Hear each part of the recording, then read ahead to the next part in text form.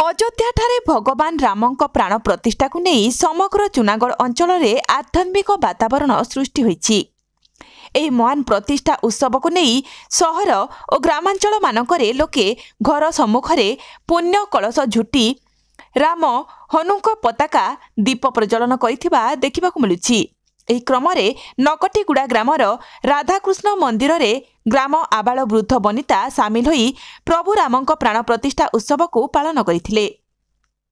ग्राम्य राधाकृष्ण मंदिर रे एक सत्संग और भजन प्रवचन होइथिला। आजिर एही कार्यक्रम को नहीं ग्राम रे एक आध्यात्मिक परिवेश मर्मे मर्मे अनुभव करि हेउथिला। ग्रामर राम लक्ष्मण सीता और हनुमान बेश को लोके आनंद सहित उल्लासित होइथिले। उक्त कार्यक्रम को स्थानीय युव उदयवान सरपंच सक्रिय सहयोग करी उपस्थित थिले। मोर नाम श्री सत्यनारायण होता आज तो मंदिर आरंभ होला करी मंदिर पूजा काम निर्वाह करी आमर अयोध्या रे राम लालंकर प्राण प्रतिष्ठा उत्सव रे आमर नकटीगुड़ा ग्रामर समस्त आनुकूल्य महासमारोह श्री सुंदराकांड रामायण पारायण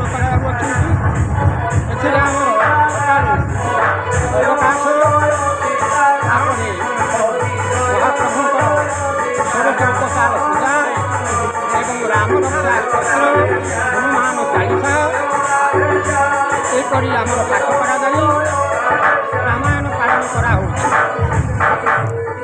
मुझे चाहूँगी जे सबुदिन समस्त मनरे मोर नाम श्री सत्यनारायण होता आज तो मंदिर आरंभ होला करी मंदिर पूजा काम निर्वाह करी आमर अयोध्या रे राम लालंकर प्राण प्रतिष्ठा उत्सव रे आमर नकटीगुड़ा ग्रामर समस्त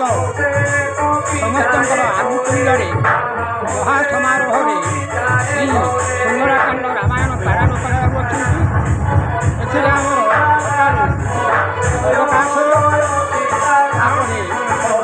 महाप्रभुंर षोड़शोपचार पूजा एवं राम रक्षा हनुमान चालीसा एपरी आमर पाठ करा रामायण पालन करा